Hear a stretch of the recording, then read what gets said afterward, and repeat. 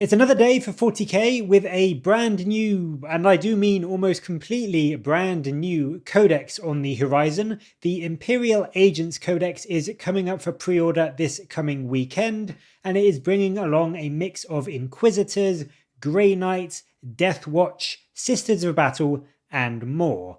And today we got a little bit more of a tease about the 4 detachments that we can expect to see in this upcoming book. There is, as they have mentioned previously, a detachment for the Xenos, Hereticus, and Malleus Ordos of the Inquisition, and it does look as though they are going to be really quite fluffy and fun, and hopefully quite decent in terms of power as well for what they bring. The article today does mention that the Alien Hunters detachment for the Ordo Xenos brings back the idea of the Death Watch mission tactics, which are essentially, at present in their index, a list of tactics or a choice that you can pick in your command phases, and then they have a different effect on your army for the battle round. They are kind of like the Space Marine Gladius detachment. And in the current Death Watch index, they are Furor, Malleus, and Purgatus, and I'm guessing they will probably stay largely the same, to be honest with you.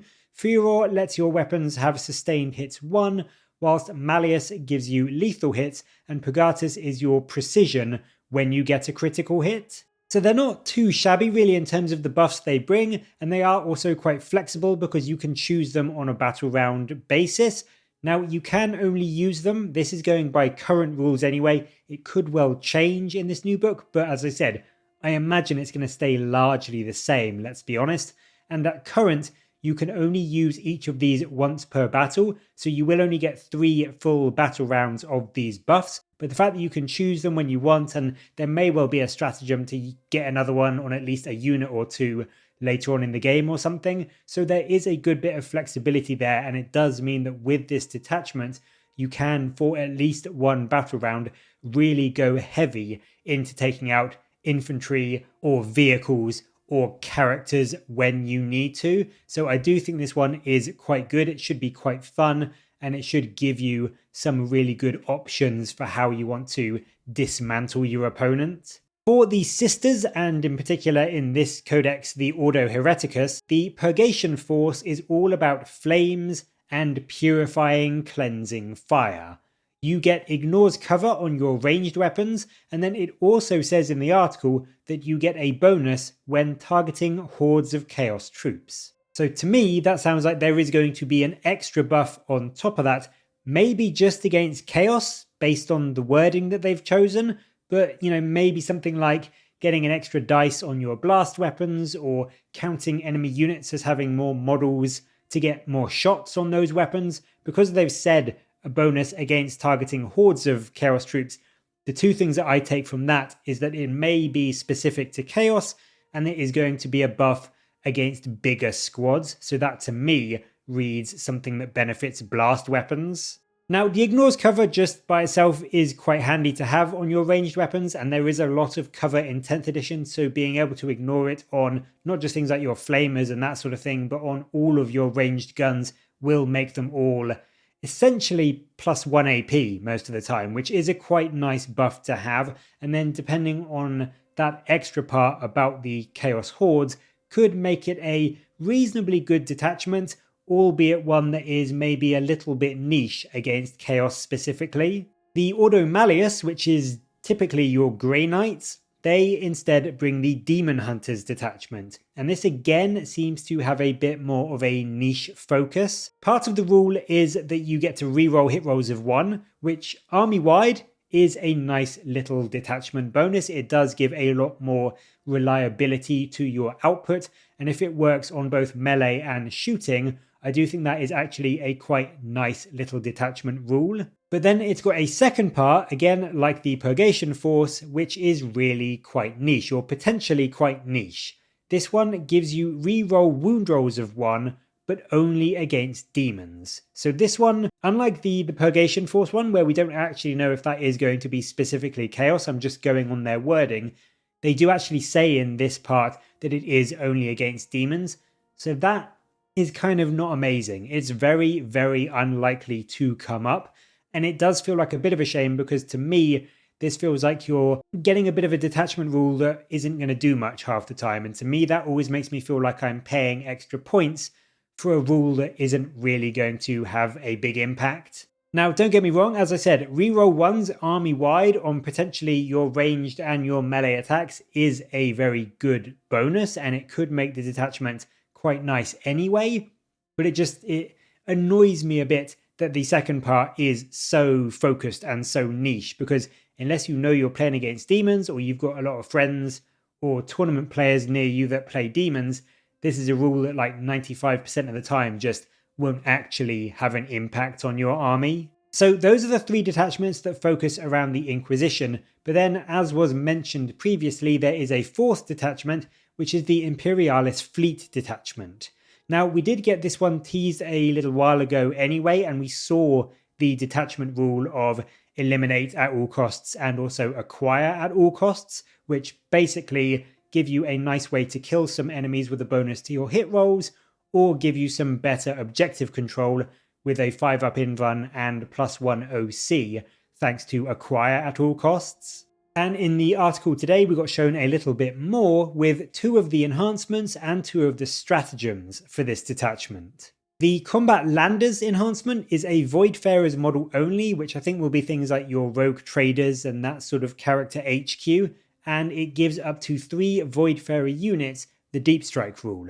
So this is going to be things like your Rogue Trader Entourage and your Navy Breaches and the like, and giving them the ability to Deep Strike is actually quite nice. It means you're going to be able to put your forces down on the board where you need them to potentially steal an objective or put some firepower right into an enemy, which comboing with your detachment rule could let you do a good bit of work or could let you really easily steal an objective from an opponent. The Masters of the Void stratagem is 1 CP and it's done in your movement phase, and this grants you the option to bring units arriving from strategic reserves inside the enemy deployment zone. So if you have, for instance, an assassin that wants to get up close and personal, this could be a really good stratagem to get them onto the board, get them really close and into the enemy's backfield a lot more quickly than they may have been expecting, and if nothing else, put a huge amount of pressure and really put your opponent on the back foot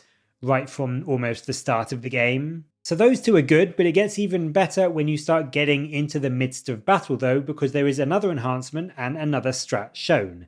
The Violent Acquisition stratagem is 1 command point.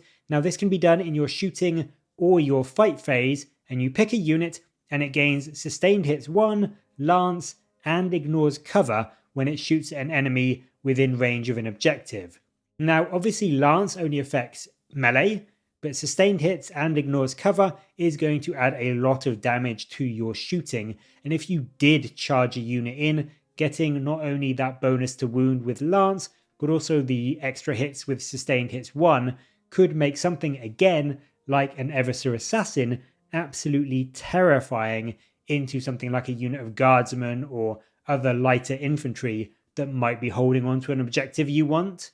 So I think this is a very good stratagem, and again it combos really well with your detachment rule so that you can either kill an enemy unit or fight them off an objective and steal it. So I think it's a very good stratagem whether you have gone rather ranged or melee heavy. The final enhancement we get shown is Fleet Master, which is again on a Voidfarer model. This lets you once per battle round use the Violent Acquisition stratagem that we just saw, or 2 others that we haven't been shown yet, which are called the Masters of the Void and Close Quarters Barrage. You can use them for 0 CP. So this is just a very fancy and fun way to get those buffs for free on a unit when you absolutely need to use them as much as possible, but you maybe want to save the command point for something else, or maybe it's later in the game and you've run out of command points, but you really want to just get that sustained hits 1 and lance on a particular unit to take an objective for sure. You can just get this off on that unit for free and make sure that you get the absolute most out of them, even if you have spent all of your command points previously. So those are just a few more of the rules that we can expect from the Imperial Agents Codex. I'll be honest with you, I'm still not entirely convinced just how good it's going to be. I do still think it runs the risk of being either incredibly overpowered or incredibly underpowered, depending on what kind of combos can be put together.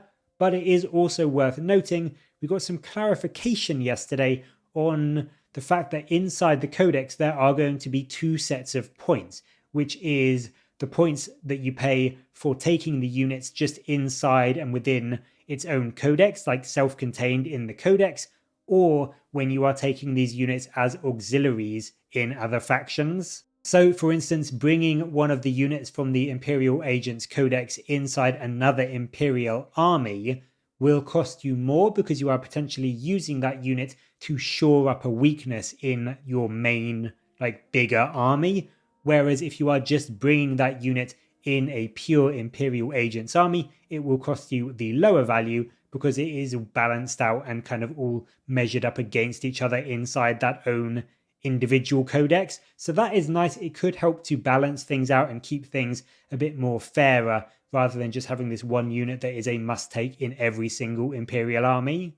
But I guess we are just going to have to wait and see how it all pans out. But what do you make of these rules and the detachments that we have seen so far? And which of the 4 detachments do you think is going to be the best? Let me know your thoughts down in the comments below, and as always, thank you very much for watching. Please do like and subscribe for more Warhammer content from me, but until next time, I'll catch you later, guys.